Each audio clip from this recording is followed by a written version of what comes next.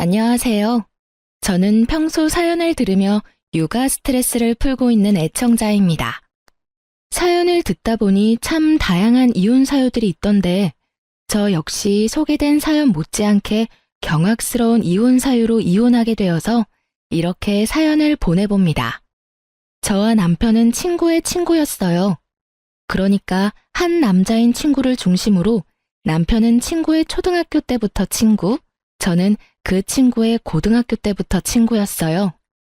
20대 중반이 넘어갈 때쯤 이야기로만 듣던 남편과 술자리를 하게 되었고, 그 이후 저흰 친하게 지내며 함께 시간을 보내곤 했죠. 남편과 전 어느 날부터 서로를 좋아하게 되었고, 친구 역시 여자가 생겨 4명이서 함께 잘 어울려 다녔죠. 결혼 역시 저희 부부가 먼저 하고 2달 뒤에 친구 커플도 결혼하게 되며 더욱 사이는 돈독해졌어요. 그렇게 저흰 변하는 계절마다 함께 여행도 다니며 출산도 비슷한 시기에 하게 되는 둘도 없는 친구 사이가 되었어요. 출산을 하고 난 직후를 제외하곤 자주 왕래하며 지냈어요. 함께 육아를 하기도 했고 문화센터도 함께 다니며 많은 시간을 함께 보내곤 했어요. 아기들이 돌이 지나고 난 뒤에는 각자 친정 또는 시댁에 아기를 맡기곤 부부들끼리 여행도 다니곤 했어요.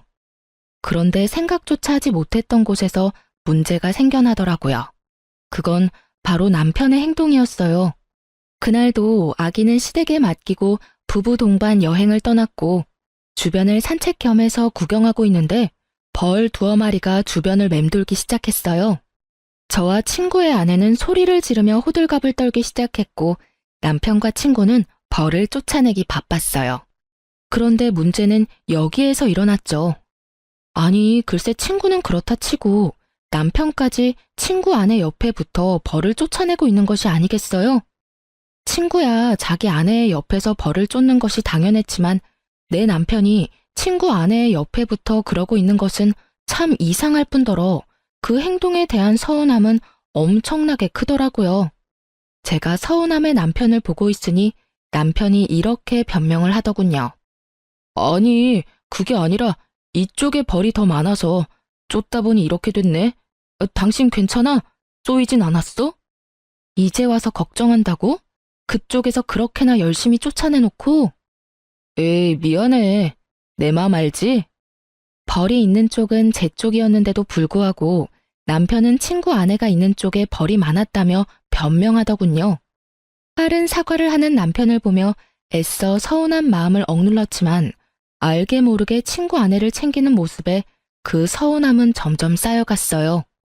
그렇게 숙소에 도착했고 저의 서운함은 그만 폭발하고야 말았습니다.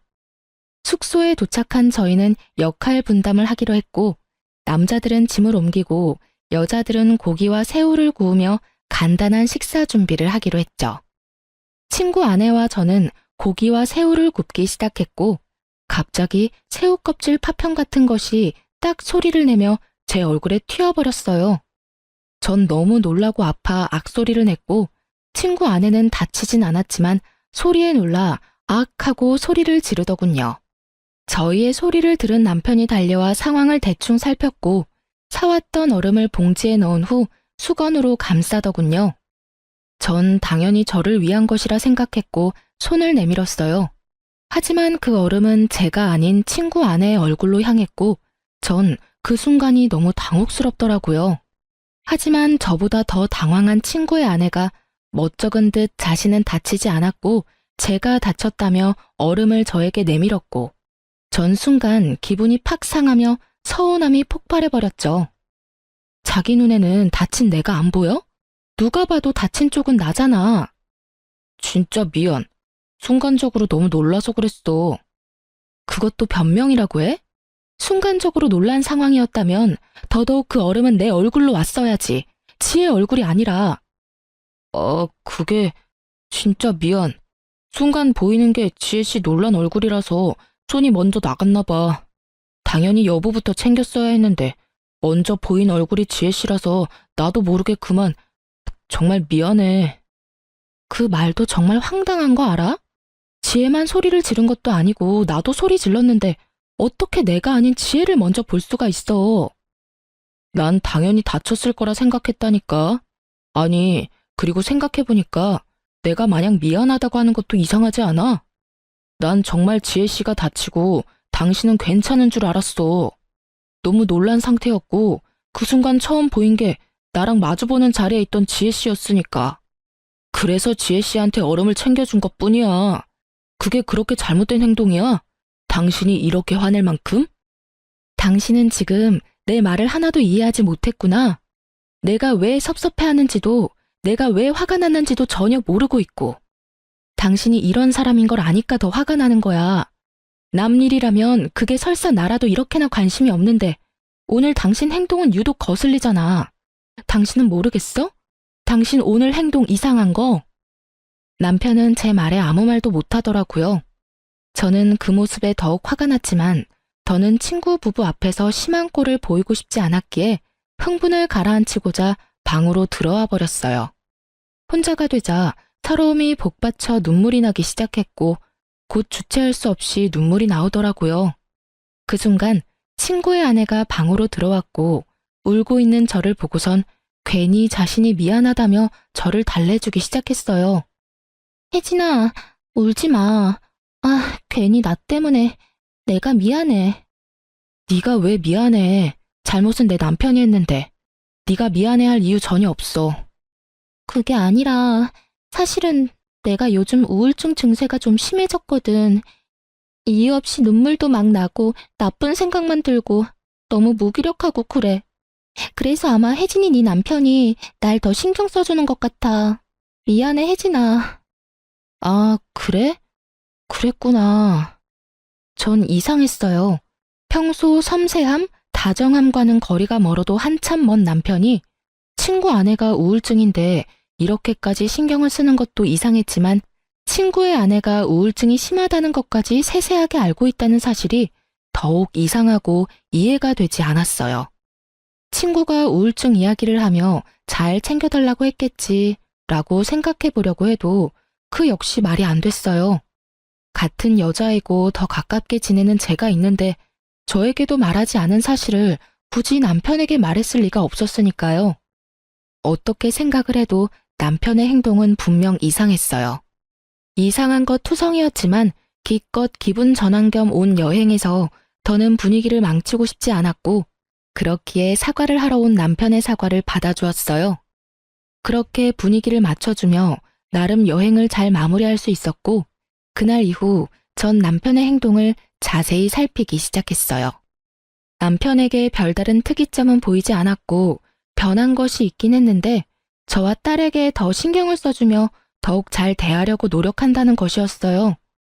그런 모습을 보면 괜한 억측이었나 하는 생각이 들었고 그렇게 전 남편을 향한 미운 시선을 거두고 다시 남편과 잘 지내며 평소와 다름이 없는 일상을 보냈어요. 여행을 다녀오고 난 후 친구 부부와는 자연스럽게 거리가 생기기 시작하더군요. 그 이유는 저희 부부의 다툼 때문이었는데 그런 이유로 다투고 나니 친구 부부를 보는 것이 좀 꺼려지더라고요. 그래서 저흰 만나는 날이 줄어들었고 점점 그날의 일을 잊어가고 있었어요. 그날의 일을 잊어가는 만큼 친구 부부와 저희 부부 사이의 갯돈은 쌓여갔고 저흰 이번 여행을 마지막으로 걔는 더 이상 하지 않기로 결정하고 오랜만에 마지막 여행을 떠나게 되었어요. 시간도 꽤 흘렀고 그때의 감정은 많이 무뎌진 상태였기에 비교적 설레는 마음으로 여행을 떠났고 숙소를 보는 순간 정말 오길 잘했다는 생각이 들더군요. 그 당시 갯돈이 많이 모이기도 했지만 비수기 평일이었던 터라 꽤 좋은 독채를 빌릴 수 있었고 생각보다 더 좋은 독채의 구성에 기분이 절로 들뜨게 되었어요. 이번이 마지막 여행이라는 것이 너무 아쉬울 만큼 즐거운 시간을 보냈고 그 즐거움은 저녁 술자리까지 이어졌어요. 술을 꽤 즐기고 잘 먹는 세 사람과는 달리 전 술을 즐기지도 잘 먹지도 못했기에 취기가 오르려고 할 때쯤 저는 먼저 자겠다며 방으로 들어왔고 눈 떠보니 아침이더라고요. 당연히 옆에서 자고 있겠지 했던 남편은 제 옆에 없었고 제 옆이 아니면 당연히 거실에는 있어야 할 남편의 모습은 거실에서도 보이지 않았어요. 저는 혹시나 하는 마음에 친구 부부의 방문을 살짝 열어보았고 침대엔 친구 부부가 자고 있더군요. 그 순간 안도감이 들며 문을 닫으려는 순간 남편이 보이는데 제 눈을 의심했습니다. 글쎄 남편이 침대 옆에 누워 친구 아내 손을 잡고 잠이 든 것이 아니겠어요? 그 모습을 본 순간 완벽한 여행은 순식간에 최악의 여행이 되어버렸고 남편을 향해 소리를 질러버렸어요. 야, 너 도대체 뭐 하는 짓이야?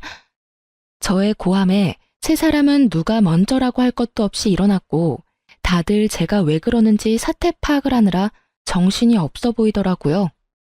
남편과 친구의 아내는 여전히 손을 잡고 있었고 그 모습을 친구가 먼저 발견하게 되었죠. 여보, 지금 다운이랑 손 잡고 있는 거야? 두 사람이 손을 왜 잡고 있어? 친구의 물음에 그제야 손을 잡고 있다는 것을 인지한 두 사람이 서둘러 손을 놔버렸지만 이미 늦은 일이었죠. 저와 친구의 표정은 걷잡을 수 없이 굳어지고 있었으니까요. 저도 저였지만 친구 역시 화가 많이 난 듯 했어요. 꽤 오랜 시간 친구를 봐왔지만 처음 보는 표정이었으니까요. 친구는 아무 말이 없었고 분위기는 급격하게 무서워질 때 남편이 변명을 하기 시작하더라고요. 오해야, 정말 생각하고 있는 그런 이상한 거 아니야. 내 말 좀 들어봐. 어제 우리 전부 다 과음해서 다 취했었잖아. 나도 취해서 당연히 당신 손인 줄 알고 잡고 잠들었어. 난 정말 당신 손인 줄 알았다고. 어떻게 보면 참 그럴싸한 변명이었지만 어떻게 들으면 성의가 조금도 없는 변명이었죠. 전 더는 그 자리에 있고 싶지 않았고 아무 말도 하지 않은 채 제 짐만 챙겨 혼자 차를 끌고 집으로 돌아와 버렸어요. 돌아오는 내내 생각하고 또 생각했지만 말이 되지 않는 상황이었기에 화가 가라앉기는커녕 더욱 끓어오르기만 하더라고요. 그렇게 화를 삭히지 못하고 집안을 걸어다니고 있으니 친구의 차를 얻어 타고 온 남편이 들어왔고 자신을 노골적으로 피하는 저를 붙잡더니 변명을 토해내기 시작하더군요. 여보, 진짜 오해야. 내 말 좀 들어줘. 우리 어제 마지막 여행이기도 했고 여행 내내 즐거워서 내가 좀 들떴었나 봐. 그래서 그런지 술이 취하는 줄도 모르고 마셔댔어. 그러다 취해서 방을 잘못 찾아갔었나 봐. 이 모든 게 과음한 상태에서 방이 헷갈리는 바람에 일어난 해프닝일 뿐이야. 그러니까 그 오해 좀 풀어주면 안 될까? 나 정말 당신이 생각하는 그런 거 아니야. 그게 말이 돼? 그렇다고 방을 헷갈려? 아니, 너무 취해서 방 정도는 헷갈릴 수도 있다고 쳐. 버젓이 두 사람이 침대에 누워있으면 당연히 그 방에서 나와야 하는 거 아니야? 그리고 아무리 취해도 당신 내 손 잡고 잔 적도 없었잖아. 그래서 말했잖아. 내가 좀 들떴었다고. 기분도 좋고 하니까 자는 당신 손이라도 잡고 싶었나 보지. 웃긴다 참. 당신 혹시 지혜한테 관심 생겼니? 그래서 그렇게 말도 안 되는 짓을 하는 거야? 그게 무슨 말이야 도대체. 지혜 씨는 내 친구랑 결혼한 여자야. 그런 여자를 내가 왜 좋아해? 아무리 화가 났다고 해도 말은 좀 가려가면서 해. 내가 오죽 답답했으면 이래? 오죽 이 상황이 이해가 안 되면 그런 더러운 상상까지 하겠냐고. 내가 진짜 미안. 그런데 정말 나 거짓말하진 않았어. 제발 좀 믿어줘. 아무리 남편 말이 사실이라고 한들 남편이 친구 아내의 손을 잡고 자던 모습은 머릿속에서 사라지지 않더라고요. 그 잔상이 남아있으니 남편의 말도 믿기지 않았고요. 그래서 전 한동안은 안방에 들어올 생각하지 말고 거실을 쓰라고 했고 그렇게 저희의 각방 생활은 시작되었어요. 저의 화는 쉽게 풀리지 않았고 일주일이란 시간이 흘렀어요. 평소 저희는 부부싸움을 해도 이렇게까지 길게 하는 스타일이 아니었고 만약 길어지더라도 시간이 흐름에 따라 왜 싸웠는지조차 잊어버려 흐지부지 서로 말을 걸며 싸움이 끝나는 경우가 대부분이었어요. 하지만 이번엔 평소 때와는 달랐고 저의 머릿속엔 그날의 일이 잊히기는커녕 점점 선명해지더군요. 남편은 그저 해프닝이라고 했지만 전 이미 남편의 태도 때문에 서운한 일도 있었으니 이번 일이 그저 해프닝이라며 넘길 수가 더욱 없더라고요. 그날도 말 한마디 섞지 않는 남편은 출근을 하고 전 집에서 딸과 함께 시간을 보내고 있었어요. 그런데 친구에게 전화가 오더군요. 그날 이후 처음으로 저에게 전화를 건 친구는 심각한 목소리로 잠시 나올 순 없겠냐고 묻더라고요. 회사에 있을 시간인데 보자고 하는 것을 보니 보통 심각한 일이 아니라는 것을 금세 알아차릴 수 있었고 전 아무것도 묻지 않고 알겠다고 했어요. 서둘러 준비를 마친 전 딸을 집에서 가까운 시댁에 맡기고 친구를 만나러 갔어요. 약속 장소에서 마주한 친구의 얼굴은 일주일 전과 비교도 되지 않을 정도로 엉망이더라고요. 그 얼굴을 보는데 괜히 잘못도 없는 제가 다 미안한 마음이 들더군요. 전 괜히 친구의 눈치를 살피게 되었고 친구는 그런 저를 보더니 2장의 서류를 내밀었어요. 전 친구가 내민 서류를 살펴봤고 그 서류엔 숫자들이 가득했는데 그 숫자들이 가리키는 진실은 경악스러웠습니다. 네 이름이랑 아들 이름은 그렇다 치지만 여기 왜 내 남편 이름이 있어? 이게 전부 무슨 뜻이야? 이게 뭐냐고. 이게 유전자 검사 결과지인데 여기 보면 내 아들, 아니 시우랑 나하고는 친자관계 일치율이 낮지? 그런데 네 남편 다운이는 99%가 넘어. 이 말이 뭐냐면 시우는 내 아들이 아니라는 말이야. 뭐? 그럼 시우가 내 남편 자식이라는 그 말이야? 저의 물음에 친구는 고개를 끄덕였고 전 상상치도 못한 진실에 정신을 못 차리고 멍하니 있었죠. 퍼센트로 듣고 나니 정신이 더욱 아득해졌고 전 친구에게 현실이 맞는 것인지 재차 물어보기까지 했어요. 저의 물음에 친구는 현실이 틀림없음을 일깨워 주더군요. 이게 도대체 뭐야? 전부 사실인 거야? 정말 현실인 거지? 꿈 아니지? 현실 맞고 사실도 맞아. 네가 보고 들은 대로 두 연놈이 그렇고 그런 사이인 것도 모자라서 애까지 낳았더라고. 우릴 감쪽같이 속이고 말이야. 할 말이 없더라고요.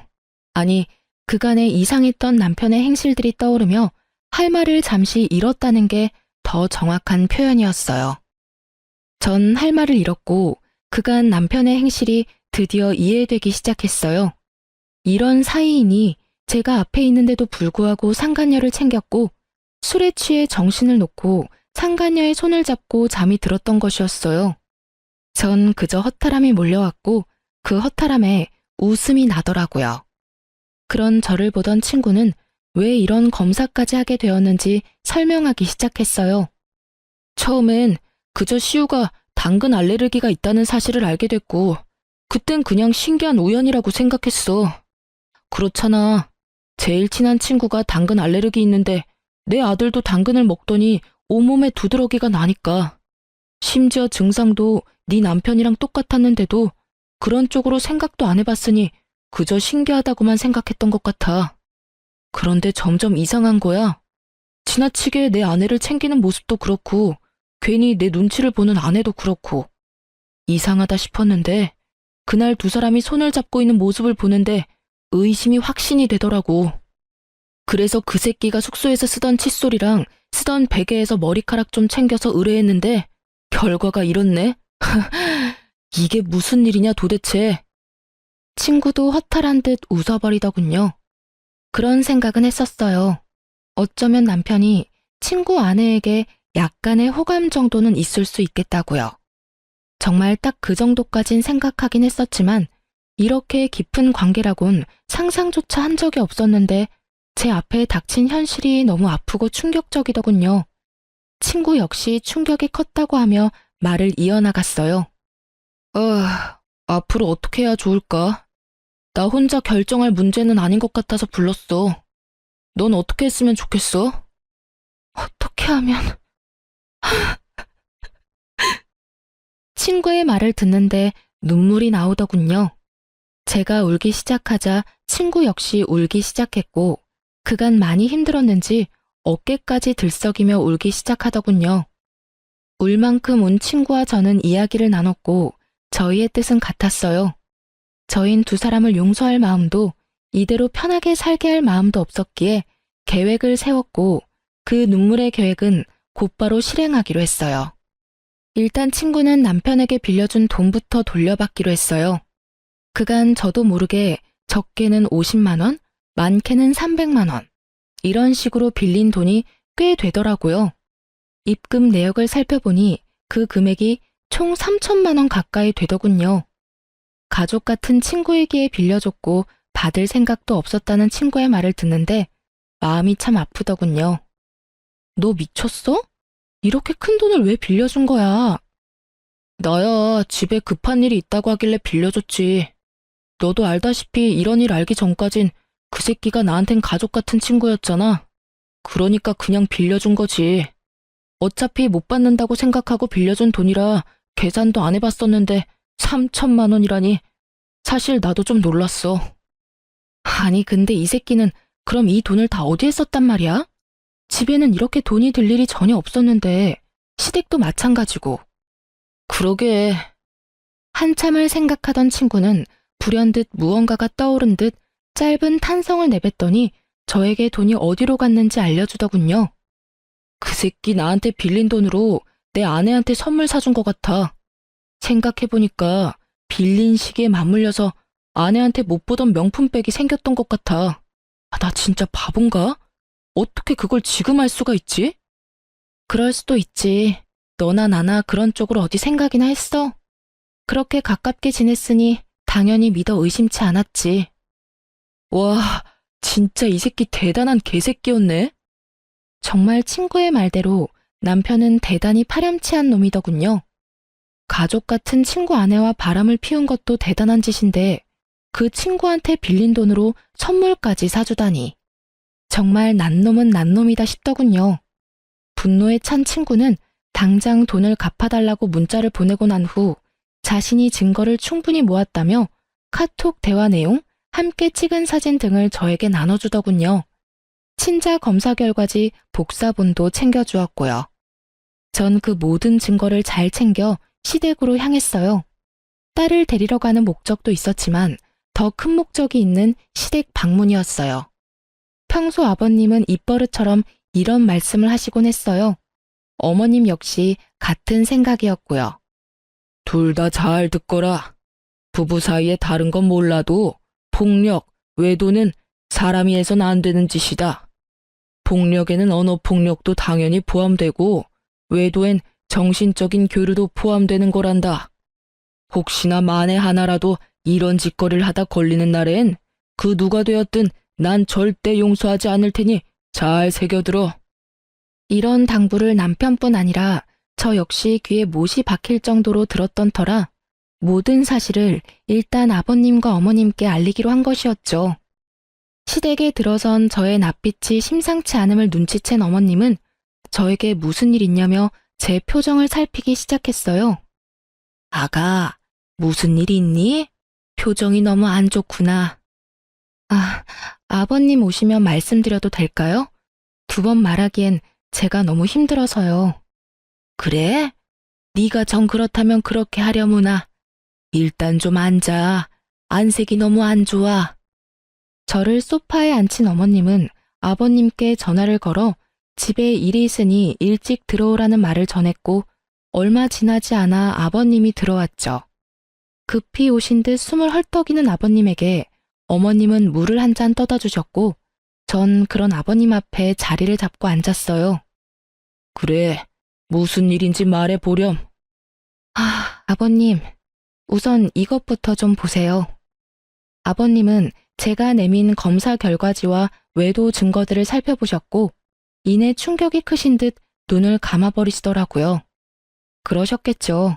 친구와 남편은 앞서 말했듯이 초등학교 때부터 친했으니 시댁에도 자주 오가며 그야말로 가족같이 지낸 친구였고 그랬기에 시부모님들 역시 친구는 물론이고 친구의 아내까지 일면식이 있는 사이였으니 그 충격은 더욱 크실 수밖에요. 아버님에게 있던 서류와 증거들은 이내 어머님의 손으로 넘어갔고 이내 어머님의 입에서 어머나 하는 소리가 나오고서야 아버님은 감았던 눈을 뜨시더라고요.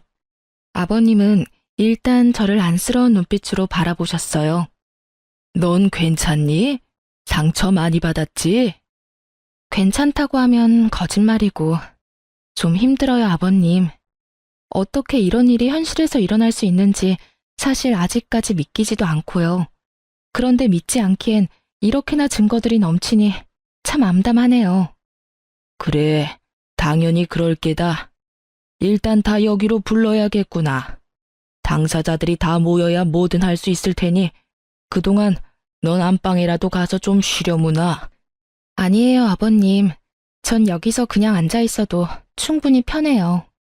그래, 너 편한 대로 하렴. 저의 심정을 들으신 아버님은 누르던 화가 이따금씩 솟아오르시는지 노발대발하시며 혼잣말로 화를 내시기도 하고 아무 말 없이 가슴을 치시기도 하더군요.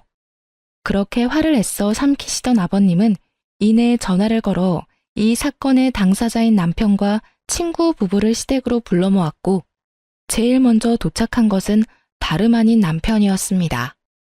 남편은 아무것도 모른 채 밝게 웃으며 시댁으로 들어오더군요. 표정을 보아하니 저도 있다는 말을 듣고 드디어 우리가 화해라도 한다고 생각한 모양이었어요. 하지만 남편의 그런 헛된 기대는 산산이 부서지고야 말았죠. 시댁에 발을 들인 남편을 보자마자 아버님이 곧장 남편에게로 다가가 따귀를 날리셨으니까요. 남편은 영문도 모른 채 맞아버린 상황이 되었고 놀란 토끼 눈을 하고선 입을 열더라고요. 아니 아버지, 갑자기 왜 이러시는 거예요? 이유는 말씀해주고 때려도 때리셔야죠. 남편은 따지듯 아버님께 물었고 아버님은 대꾸할 가치도 없다는 듯 한 번 더 남편의 따귀를 때리시더군요.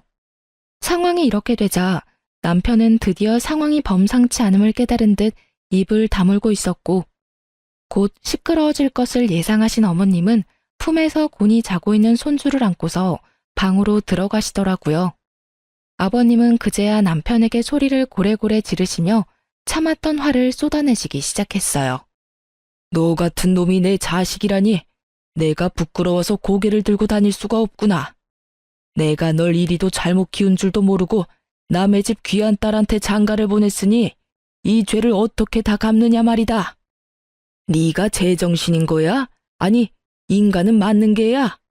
어떻게 인간이라는 것이 절대 해선 안 되는 그딴 짓을 하고도 고개를 빳빳이 쳐들고 다닐 수 있단 말이냐? 너 하나 때문에 지금 몇 명이나 상처받고 인생이 망가졌는데 네가 웃어? 난 너 같은 자식은 필요 없다. 앞으론 자식 하나 없는 셈 치고 살 테니 너도 그런 줄 알아. 아직까지도 영문을 알 수 없는 남편은 분노가 극에 달한 아버님이 무섭긴 했는지 아버님에게서 한 발 물러서며 이렇게 말하더군요. 아버지, 갑자기 왜 이러시는지 이유라도 설명해 주세요. 저도 뭘 알고 혼나도 혼나고 맞아도 맞아야죠. 아직도 감도 못 잡은 꼴이라니. 이렇게까지 내가 화를 내는데 그 이유를 정녕 모르는 게야? 네가, 네 놈이 감히 내가 그렇게 당부했건만 감히 바람을 피워? 그것도 가장 친한 친구 아내를 상대로? 아버님의 말에 남편의 얼굴이 그야말로 사색이 되어 가더군요. 그러면서 저를 한번 쓱 보더니 변명을 하기 시작했어요. 변명을 들어보니 고작 상간녀와 손잡고 잠이 든 사실로 화가 많이 난 제가 아버님에게 잃은 것이라고 착각하는 듯 했지만요. 아버지, 그게 아니라 다 오해예요. 저희가 다 함께 어울려 여행 자주 다녔던 건 알고 계시죠? 무슨 말을 어떻게 들으셨는지 모르겠지만 그 일도 단순하게 술을 많이 먹고 일어난 실수 같은 일이었어요. 집사람한테도 충분히 설명을 했는데 집사람은 아직 화가 풀리지 않았고요. 하지만 집사람이 생각하는 것처럼 절대 바람을 피운 사실은 없어요. 정말이에요. 맹세할 수 있어요. 아버님이 모든 사실을 다 알고 있다는 사실을 전혀 모르는 남편놈은 맹세라는 단어까지 써가며 자신의 억울함을 털어놓았고 그런 남편의 거짓말에 더욱 화가 난 아버님의 손이 다시 올라가는 순간 친구 부부가 배를 눌렀고 일단 상황은 잠시 멈추게 되었어요. 살얼음판 같은 분위기와도 같은 상황에서 등장한 두 사람의 반응은 그야말로 극과 극이더군요. 많은 것을 각오한 듯한 비장한 표정의 친구는 아버님께 간단한 목례를 한 뒤 저의 근처에 자리를 잡고 섰고 무거운 분위기에 살짝 겁을 먹은 듯한 상간녀는 자신의 남편을 따라 목례를 한 뒤 제 옆에 딱 붙어 앉더라고요. 전 그런 상간녀에게 살짝 떨어지며 말했어요. 내 옆자리 말고 넌 저기에 가서 앉아. 이렇게 말하며 제 남편의 옆자리를 가리켰고 무슨 일인지 전혀 알지 못하는 상간녀는 많이 의아해하면서도 심상치 않은 분위기에 제 말대로 남편의 옆으로 가더군요. 그리고 아버님의 말씀에 따라 불륜의 증거들이 거실 바닥에 흩날리며 긴 이야기가 시작되었어요. 너 방금 오해라고 그랬지?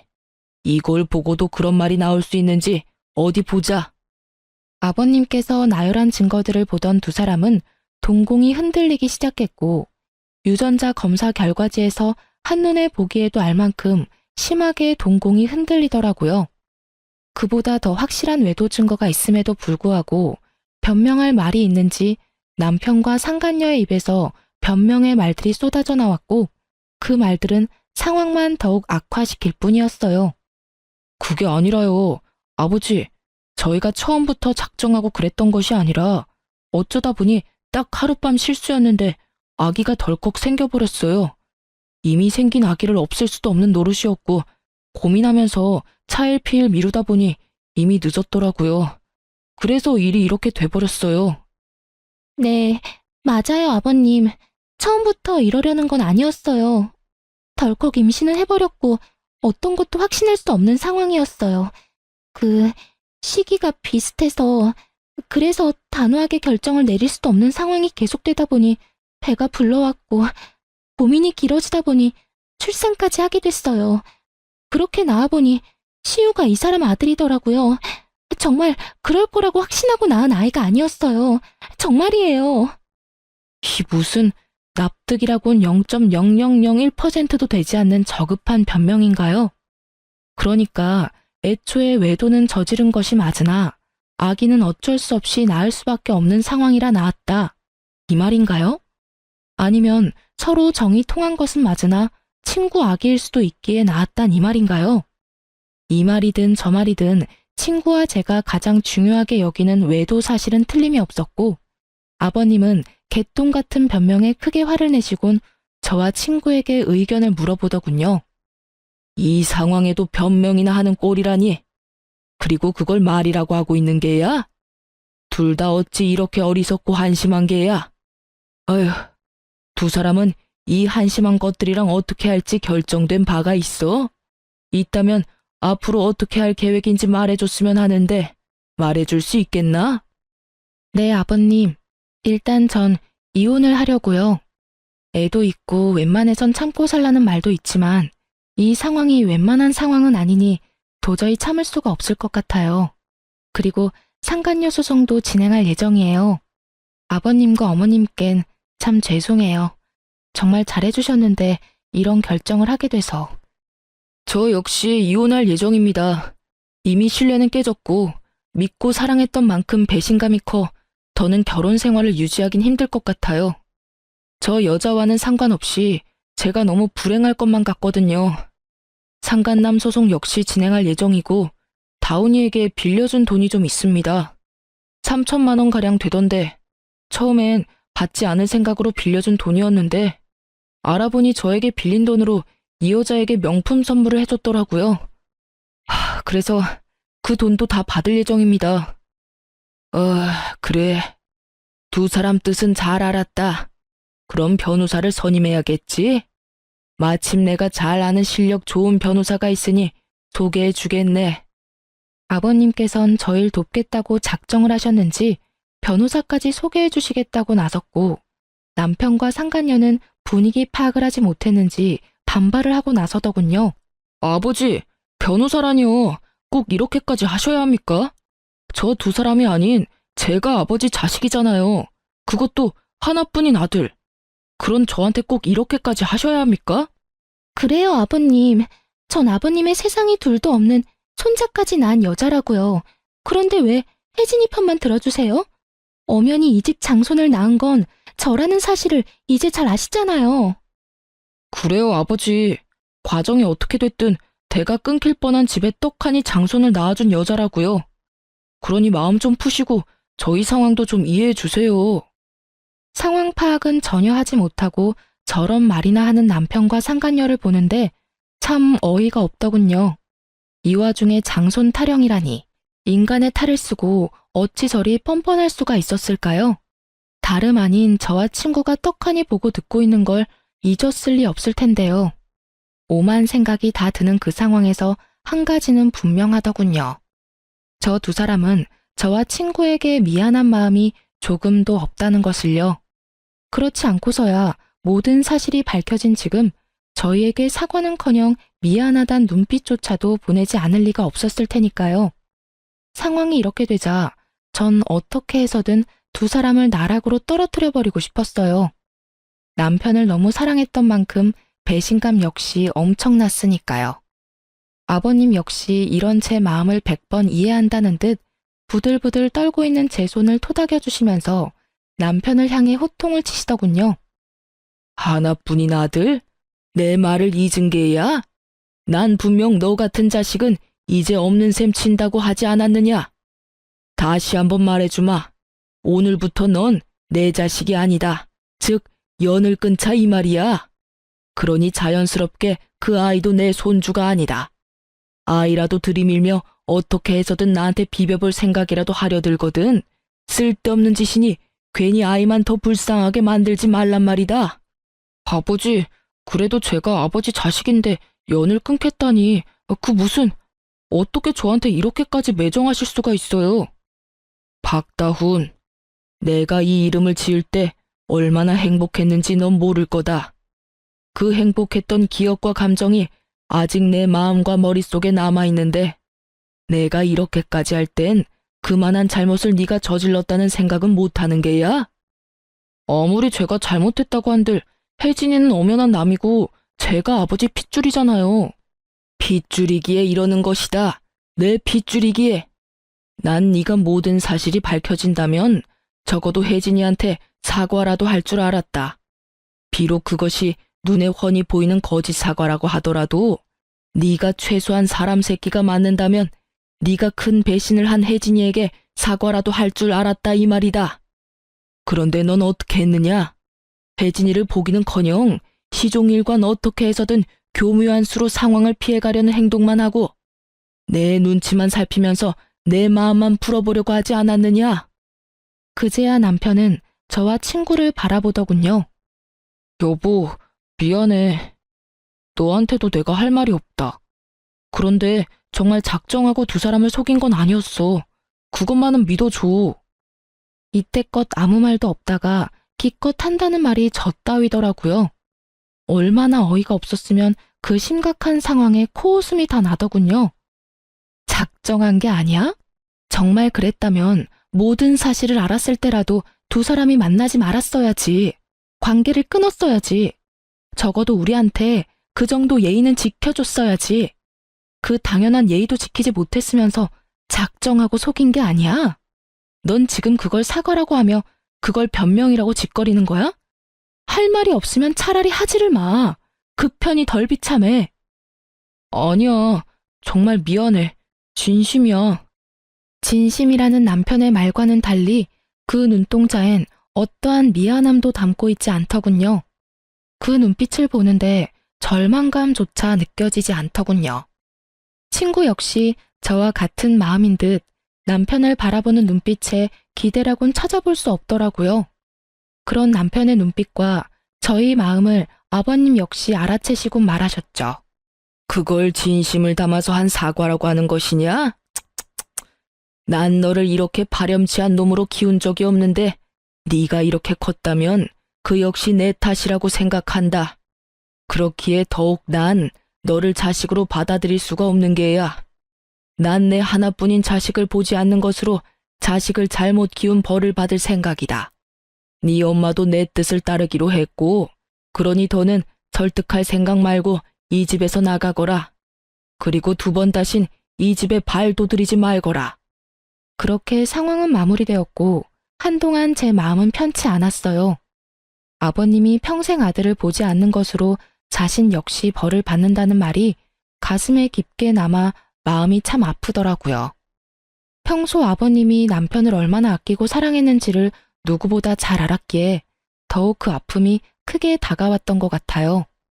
친구와 전 아버님께서 소개해 주신 변호사분을 만나 충분한 상담을 한 후 이혼과 상간남, 상간녀 소송을 진행하기로 했어요. 그렇게 이혼이 진행되는 사이 아버님이 그간 가족으로 살 수 있어 여러모로 고맙고 행복했다며 살고 있는 집 명의를 아버님 명의에서 제 명의로 돌려주시더라고요. 이까짓 걸로 제 마음을 풀어보려는 것이 아니라며 그저 자신이 줄 수 있는 양육비이자 위자료라고요.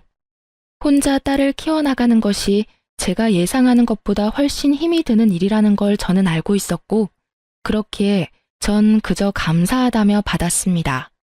소송은 시작되었고 생각보다 그 과정은 더 치열하고 더럽더라고요. 하지만 증거는 더할 나위 없이 명확했고 저와 친구는 원하는 대로 소송을 마칠 수가 있었어요. 결혼할 때도 맨몸으로 시집왔던 상간녀는 위자료를 감당할 여유 따윈 없었고 상간녀에 대한 마음이 진심인 전 남편이 자신의 위자료와 상간녀의 위자료까지 감당하고 나서더군요. 한 푼도 빼지 않고 다 받을 수 있다는 안도감과 함께 배알이 꼬이는 것은 어쩔 수 없더라고요. 사람 감정이란 게 참 마음 같지 않다는 걸 다시 한번 깨달았네요. 그렇게 전 남편은 빚더미에 앉게 되었어요. 외도를 저지른다고 모은 돈도 없는 상태에서 상간녀의 위자료도 감당해야 했고 친구에게 빌린 돈도 한꺼번에 변제해야 했으니 그건 당연한 결과였어요. 두 사람은 좁은 원룸에서 살림을 시작했다는 소식이 들려왔지만 그 눈물겨운 사랑도 찰나더군요. 진심으로 상간녀를 사랑했던 전 남편과는 달리 상간녀는 가난을 이겨낼 만큼 남편에 대한 마음이 절절하진 않았고 결국 전 남편을 버리고 아들과 함께 친정으로 가버렸다고 하더라고요. 그렇게 저에게 씻을 수 없는 상처를 준 전 남편은 든든한 울타리와도 같았던 부모님도 잃고 가슴 절절하게 사랑했던 여자에게도 버림받아 남은 것이라곤 큰 금액의 빚뿐이었죠. 친정으로 도망치듯 떠난 상간녀의 결말도 좋진 않았어요.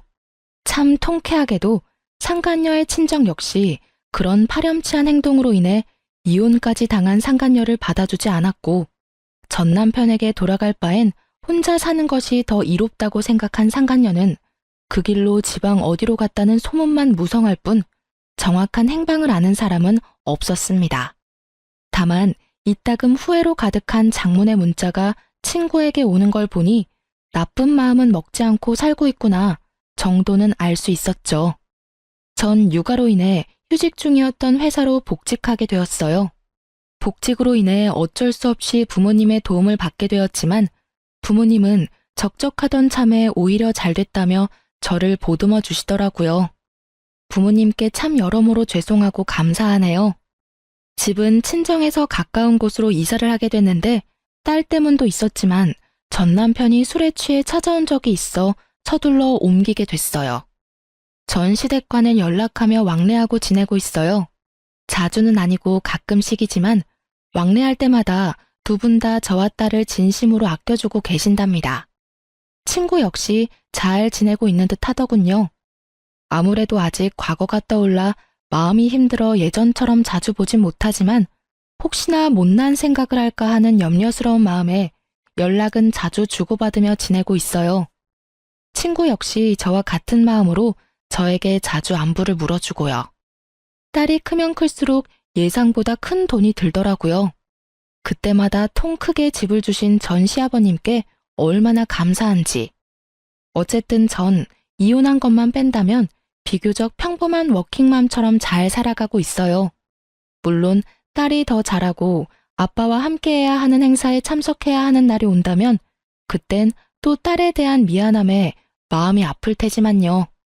참고로 딸의 아빠를 만들어주기 위해 재혼할 생각은 전혀 없을 뿐더러 저 역시 또 다른 누군가를 사랑하고 믿을 자신이 없기에 아직까진 재혼의 재자도 생각해 본 적이 없네요. 뭐 딸을 다 키우고 난 후 그때 좋은 사람이 있다면 남은 여생 친구처럼 함께 늙어갈 생각은 있긴 해요. 너무 먼 훗날의 이야기인가요? 하여튼 저의 지금 유일무이한 단 한 가지 소망은 딸과 함께 행복하게 잘 살아가는 것이에요. 처음 모든 사실을 알고 이혼을 결심하기까지 참 힘들었어요. 막상 친구와 함께 이혼 결심을 하고 복수 계획까지 세우면서도 이게 맞나? 이렇게 되면 우리 딸은 어떻게 하지? 이런 한심한 생각들로 가득했던 것 같아요. 그 당시엔 혼자 헤쳐나갈 길이 너무 험난해 보였고 그 험난한 길에서 딸이 받게 될 상처가 너무 두렵더군요. 그렇게 겁이 많던 전 용기를 내 이혼을 해냈고 지금은 이혼하기 전보다 더할 나위 없이 잘 살고 있고 행복해요.